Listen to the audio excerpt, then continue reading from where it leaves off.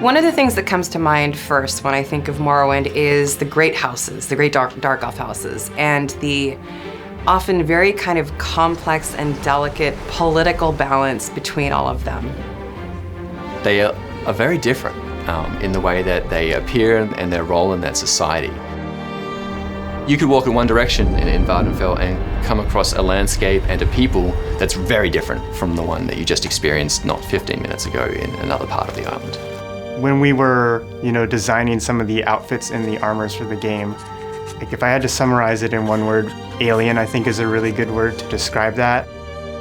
A lot of these armors, when you wear them, you look uniquely Morrowind. It's really a look that you wouldn't see anywhere else in Tamriel.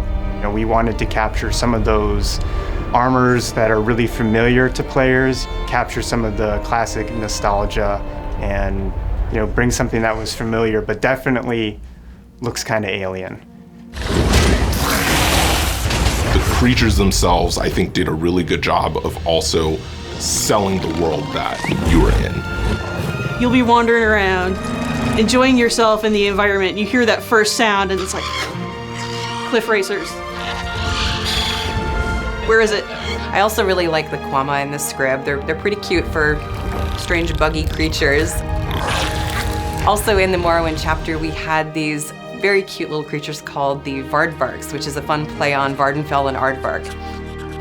They're spiny-tongued, scaled little beasties that are somehow, despite all these things, adorable, pocket-sized. The fact that they were a failed Telvanni experiment just makes them even more fun. Then you get what they use for transportation quite often, the Silt Striders. Think the most disgusting flea and just magnify it by about 8 million. If you run up to it with your character, you're like looking way the hell up there. They are giant. There's plenty of spaces and cultures and lands in Tamriel that are sort of in that more traditional sense, high fantasy or traditional fantasy or medieval fantasy. But Morrowind is the game that gives us permission to go crazy every once in a while and show something unusual and alien. And going back to Apocrypha was going to give us that chance to do it again, so that's always something we look forward to.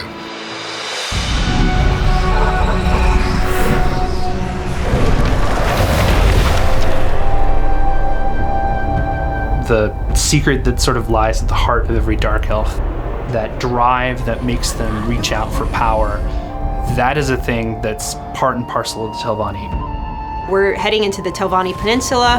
We're also getting to see Apocrypha, which is like this really ultra spooky, creepy area, and I just love that stuff.